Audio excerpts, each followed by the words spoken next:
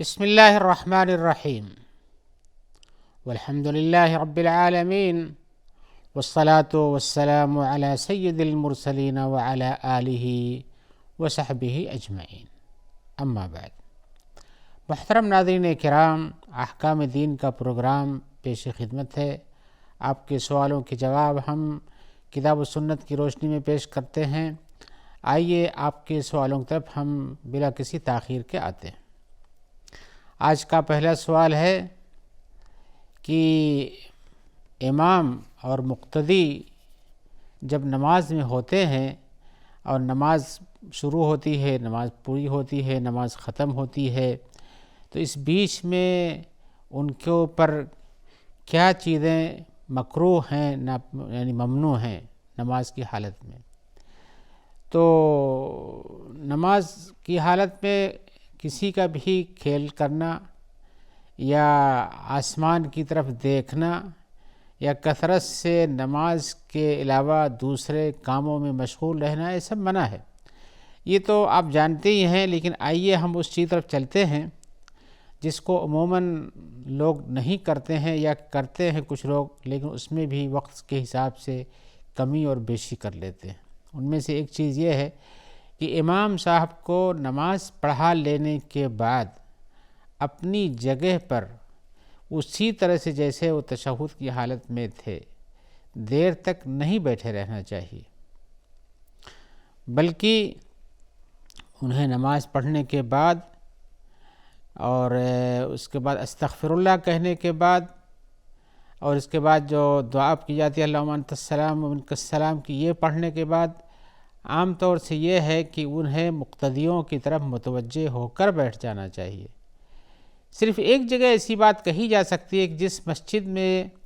عورتوں کے لیے الگ سے نماز پڑھنے کی جگہ نہ بنی ہو اور عورتیں مردوں کے پیچھے پڑھتی ہوں، بیچ میں کوئی پردہ حائل نہیں رہتا ہے، تو اس حالت میں تو یہ ہو سکتا ہے کہ ایک سبب کی بنیاد پر وہ کچھ دیر تک کے لیے مزید قبلہ رخ ہو کر بیٹھ سکتے ہیں۔ لیکن اگر وہ ایسی پوزیشن میں نہیں ہیں کہ جہاں عورتیں پیچھے نماز پڑھتی ہوں اور ان پر پردہ حائل نہ ہو، تو انہیں ایسی صورت میں جب عورتیں ہوں ہی نہ سرے سے، یا ہوں اور پردے کے پیچھے ہوں، یا کسی دوسرے روم میں ہوں جو مسجد سے ملحق روم بنا ہوتا ہے اس میں نماز پڑھتی ہوں، تو پھر امام صاحب کو جلدی اس کے بعد جیسے بتایا کہ استغفر اللہ کہنے کے بعد اللہم انت السلام و منک السلام کی دعا پڑھنے کے بعد انہیں جلدی سے مقتدیوں کی طرف متوجہ ہو جانا چاہیے۔ رسول اللہ صلی اللہ علیہ وسلم کے بارے میں بھی یہی آتا ہے کہ آپ نماز پڑھاتے اور پھر جلدی سے آپ ان پر متوجہ ہو جاتے۔ گویا کہ اس حدیث میں جو تشبیہ کی گئی ہے وہ یہ ہے کہ گویا کہ آپ انگارے پہ بیٹھے ہوئے ہیں، یعنی اس میں کوئی دیر نہیں لگاتے تھے۔ تو اس لیے امام صاحب کو چاہیے کہ اس طرح سے جلدی ہو جائیں۔ اس کے دو فائدے ہیں۔ ایک فائدہ تو یہ ہے کہ حدیث میں آیا ہوا ہے کہ امام صاحب کو وہاں پر بیٹھے رہ کر کے پھر وہاں کھڑے ہو کر نماز نہیں پڑھنی چاہیے۔ دوسرے یہ فائدہ یہ ہے کہ ان کے متوجہ ہو جانے سے یہ اندازہ سب کو ہو جاتا ہے کہ اب نماز ختم ہو چکی ہے۔ اس لیے کوئی جلدی آئے اور اسے پتہ نہ ہو اور دیکھے کہ امام صاحب تو بھی بیٹھے ہوئے نظر آتے ہیں اور پھر تشہد میں لوگ ساتھ بیٹھ جائے، تو اس کا امکان ہو، لہذا اس کو پھر جانے میں متوجہ ہو جانے میں یہ اشکال ختم ہو جاتا ہے۔ اور یہ چیز بھی ہے کہ آدمی وہاں پر بیٹھے رہنے کے ساتھ ساتھ متوجہ رہتا ہے تو لوگوں کو شبہ باقی رہتا ہے، لہذا شبہ ہی کو مٹا دینا چاہیے۔ اور رسول اللہ صلی اللہ علیہ وسلم متوجہ ہو جاتے تھے اور اس کے کچھ دیر کے بعد آپ لوگوں سے سلام سے ان کے بارے میں پوچھتے تھے۔ بیٹھے رہ گئے آپ تو ان کے بارے احوال پوچھا، کبھی کسی نے خواب دیکھا ہے تو اسے پوچھا، اس کی تعبیر بتایا، یا آپ نے خود دیکھا ہوتا ہے تو اس کو بتا۔ گویا کہ اس وقت امام صاحب کو متوجہ ہو کر کے مقتدیوں سے بات چیت کرنے کا وقت ہو جاتا ہے۔ اب تو نماز ختم ہونے کے بعد بات چیت کا دروازہ کھل جاتا ہے، اس لیے کہ نماز کے لیے تحریمہ التکبیر و تحلیلہ التسلیم کا لفظ آیا ہوا کہ جب آپ نے اللہ اکبر کہہ کر تکبیر تحریمہ کہہ کر اس کو تکبیر تحریمہ کہتے ہیں، یعنی ہر چیز کے بعد حرام ہو جاتی ہے، نیت باندھ لیتے ہیں تو اس کے پہلے اس کے بعد پھر بات چیت کرنا، متوجہ ہونا، کھانا پینا اور کچھ کرنا، نماز کے علاوہ کسی اور کام مصروف ہونا سب منع ہو جاتا ہے، حرام ہو جاتا ہے۔ وہ تحلیل و تسلیم، اور نماز میں جو چیزیں بعد میں حلال کر دیتے ہیں وہ کیا ہے؟ السلام علیکم ورحمۃ اللہ، السلام علیکم ورحمۃ اللہ امام کہہ دیتا ہے یا آپ پڑھتے ہیں، آپ کہہ دیتے ہیں، تو اس کے بعد آپ کے لیے کھانا پینا، بولنا، کہنا، ہنسنا سب کچھ جائز ہو جاتا ہے۔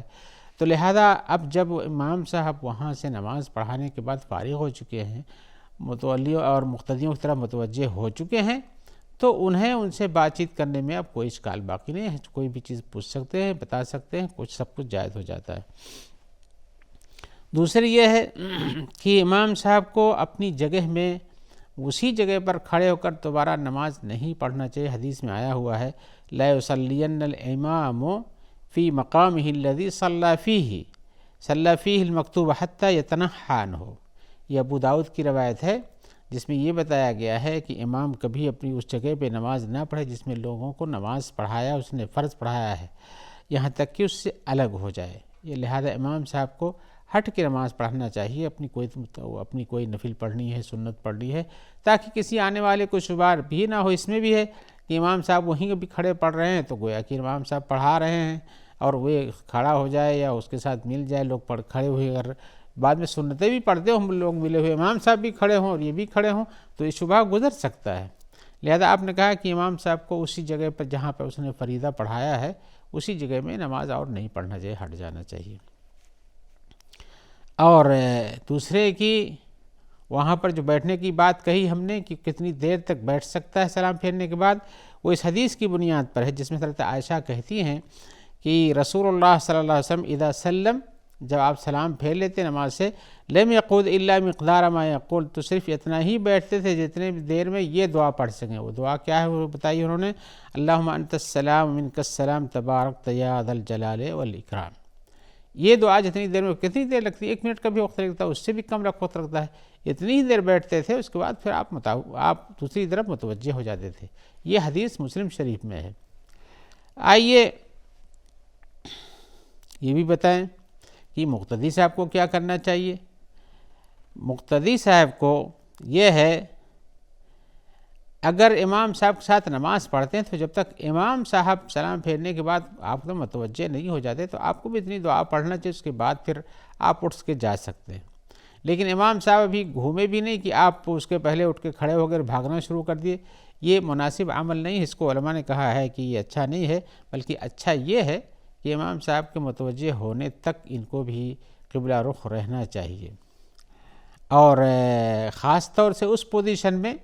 جب پیچھے عورتوں کی صف لگی ہوئی ہو، عورتیں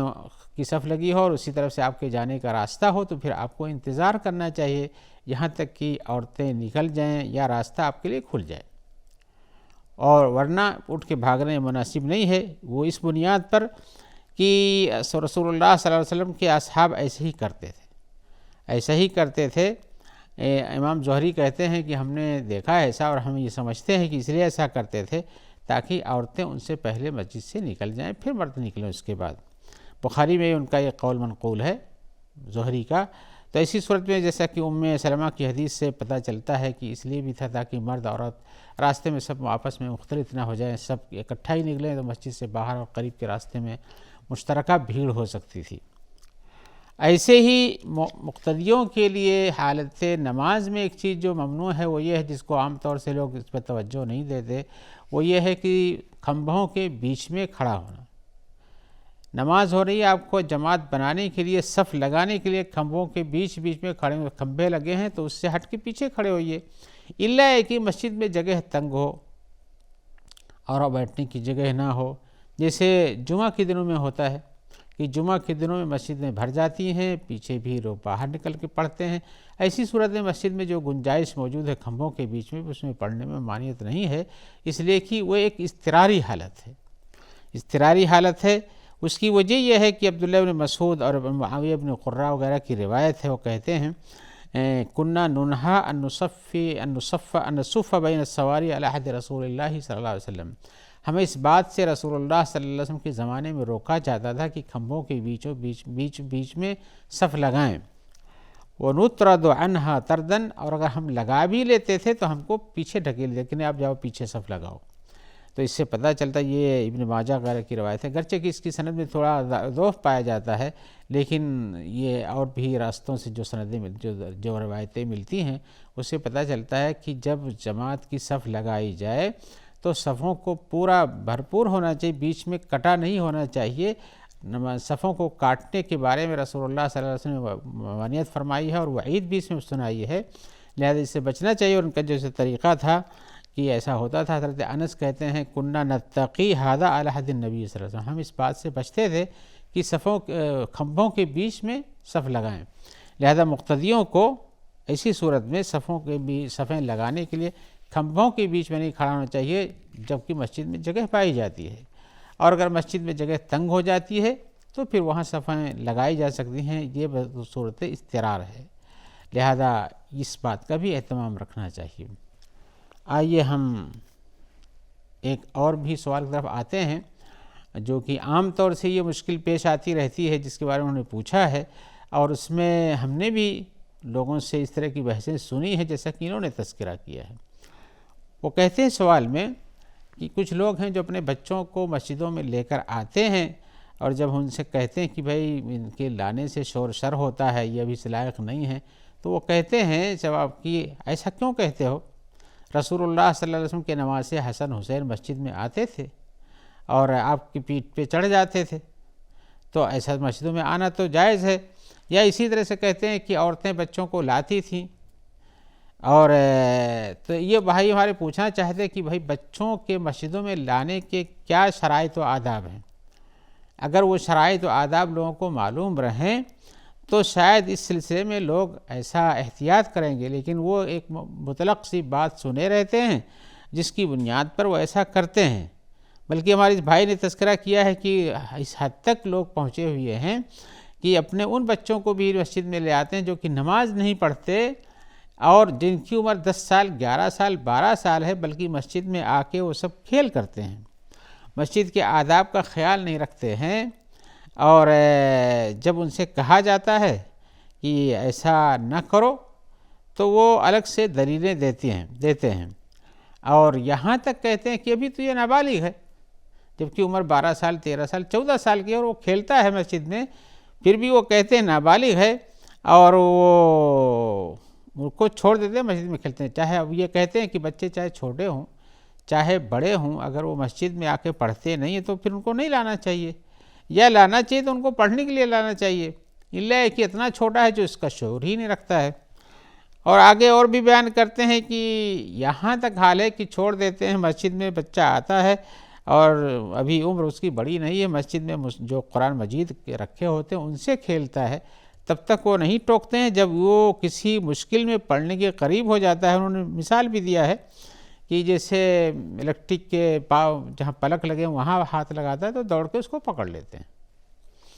تو ان کا سوال یہ ہے کہ کیا بچوں کو اس طرح سے مسجدوں میں لانا درست ہے،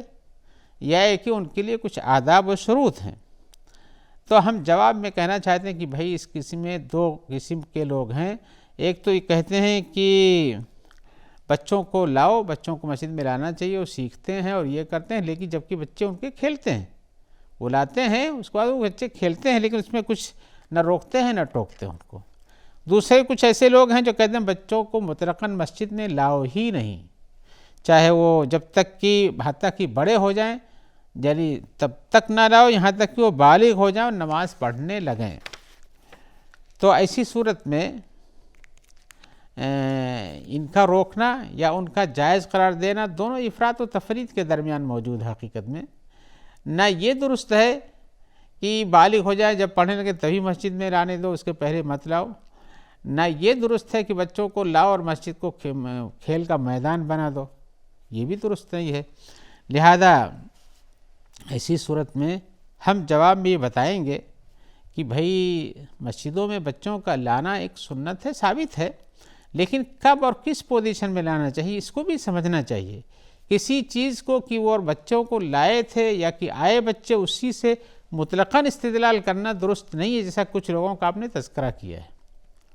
بلکہ اس کے آداب و صحب کو جاننا چاہیے۔ بلا شبہ سنت ہے، جیسے کہ رسول اللہ صلی اللہ علیہ وسلم کے بارے میں آیا ہوا بخاری اور مسلم کی روایتوں میں ہے کہ آپ نے فرمایا کہ میں نماز لمبی پڑھنا چاہتا ہوں، لیکن بچوں کی رونے کی آواز سنتا ہوں تو نماز مختصر کر دیتا ہوں تاکہ اس کی ماں کو تکلیف نہ ہونے پائے۔ تو اس سے ثبوت ملتا ہے بچے لائے جاتے تھے، لیکن یہ کون سے بچے ہیں جو مسجد میں ابھی چھوٹے ہیں اور وہ رونے لگتے ہیں وہاں سے الگ ہونے کے بعد؟ ان بچوں کا تذکرہ ہے۔ ایسا نہیں کہ سارے بچے روتے ہیں، لیکن ایسا بھی نہیں ہے کہ مائیں ان کو گھر میں چھوڑ دیں اور کسی کے سہارے نہ ہو اور آ کے مسجد میں نماز پڑھیں، تو دل تو وہیں اٹکا رہے گا، اور یہاں بھی آنے کے بعد اگر بچہ زیادہ روتا ہے تو تشویش دوسروں کے لیے بھی ہے، خود ماں کے لیے بھی پریشانی ہے۔ رسول اللہ صلی اللہ علیہ وسلم جو رحیم کریم تھے، آپ نماز مختصر کر دیتے تھے تھوڑا سا، تاکہ اور ماں کو تکلیف نہ ہونے پائے۔ تو صحیح ہے بچے لائے جاتے تھے۔ اسی طرح سے جو لوگ دلیل پکڑتے ہیں کہ وہ حضرت حسن یا حسین رسول اللہ صلی اللہ علیہ وسلم کی نماز کی حالت میں آ کے پیٹھ پہ چڑھ جاتے تھے، یہ ہمیشہ کا واقعہ نہیں ہے۔ صحیح ہے آپ کے گھر میں آئے مسجد میں، لیکن یہ ہمیشہ کا واقعہ نہیں ہے۔ ایک بار کے واقعے سے اس کے استدلال ہمیشہ کے لیے کرنا یہ درست نہیں ہے۔ یا اسی طرح سے جو یہ بات بتائی ہے، آپ نے بھی تذکرہ کیا کہ امامہ بنت ابی العاص کو، جو رسول اللہ صلی اللہ علیہ وسلم کی نواسی تھیں، ان کو بھی آپ نے گود میں اٹھا لیا اور نماز پڑھا۔ یہ بھی ہمیشہ کا واقعہ نہیں، ایک دو بار ایسا ہوا ہوگا۔ تو اس سے یہ نہیں پتہ چلتا ہے کہ یہ ایک عام طریقہ کار ہونا چاہیے۔ رسول اللہ صلی اللہ علیہ وسلم جن کا گھر مسجد سے ملا ہوا تھا، دروازہ مسجد کے اندر کھلتا تھا، آپ نکلے، بچی آپ کے ساتھ چپک گئی کہ ہم کو بھی چلنا ہے تو لے آئے آپ۔ لیکن یہ ہمیشہ ایسا تو نہیں ذکر کہ ہمیشہ آپ آتے تھے، بچے آپ کے ساتھ آتے تھے۔ یا کہ یہ بھی نہیں ہے کہ وہ بچے آ کے مسجد میں کھیلتے تھے جس کی وجہ سے مسلمانوں کو، نمازیوں کو تکلیف ہوتی ہو۔ تو اس چیز کو، اس کے ملابسات، اس کے واقعات کو صحیح ڈھنگ سے، اس کے تصور کو سامنے رکھ کے بات کریں تب تو درست ہے۔ بچوں کے لانے کے بارے میں اعتراض نہیں ہے، لیکن اعتراض بچوں کے مسجد میں شور و شغب کرنے اور کھیلنے پر ہے۔ لہذا جب بچوں کو لانا مناسب ہے، لیکن کب؟ جب وہ اس لائق ہو جائیں۔ لیکن مسجد میں آ کے کھیل کریں تو یہ مناسب نہیں ہے۔ اب آپ کو وہ حدیث بھی سنا دیں ہم، جس میں حکم دیا گیا ہے کہ جب بچے 7 سال کے ہو جائیں تو ان کو نماز پڑھنے کا حکم دو، اور جب 10 سال کے ہو جائیں نہ پڑھیں تو ان کو مارو۔ اس حدیث سے پتہ چلتا ہے کہ 7 سال کے بچے کو مسجد میں لانا درست، اس کو نماز پڑھنا چاہیے، آپ کو لانا چاہیے۔ لیکن اس حدیث کے ساتھ اگر آپ یہ بھی جوڑ لیں کہ رسول اللہ صلی اللہ علیہ وسلم نے فرمایا کہ گھر میں نماز پڑھا کر، تو یہ اس لیے مقصد سے ہے کہ تاکہ بچے وہاں ساتھ کھڑا ہونا، نماز میں پڑھنا، ساتھ میں رہنا، شور شغب نہ کرنا، یہ بھی سیکھ لیں۔ المہم یہ بات ہے کہ بچوں کو سکھا پڑھا کے جس عمر میں وہ سمجھنے کے لائق ہو جاتے ہیں، پھر مسجد میں بچوں کو لائیے اور ان کو نماز پڑھنے میں لگائیے تو ٹھیک ہے۔ اور اگر بچوں کو صرف کھیل کرنے کے لیے لاتے ہیں تو یہ منع کرنا چاہیے، صرف رواج جانا چاہیے، اور بلا شبہ سب سے مناسب چیز عمل یہی ہے۔ لہذا اس سلسلے میں انسانوں کو، نمازیوں کو مسجد کا احترام کرنا چاہیے۔ آئیے اسی جواب کے ساتھ ہم امید رکھتے ہیں کہ انشاءاللہ دوبارہ ہم آپ کے سامنے حاضر ہوں گے، آپ کے سوالات ہوں گے اور ہم ان کے جواب کتاب و سنت کی روشنی میں پیش کریں گے۔ ہم دعا گو ہیں کہ اللہ تعالیٰ آپ کو خیر سے رکھے، اور جو لوگ آپ تک اس پروگرام کے پہنچانے میں تعاون دیتے ہیں ان سب کو بھی اللہ تعالیٰ اپنی عافیت عطا فرمائے اور اجر جزیل عطا کرے۔ السلام علیکم ورحمۃ اللہ وبرکاتہ۔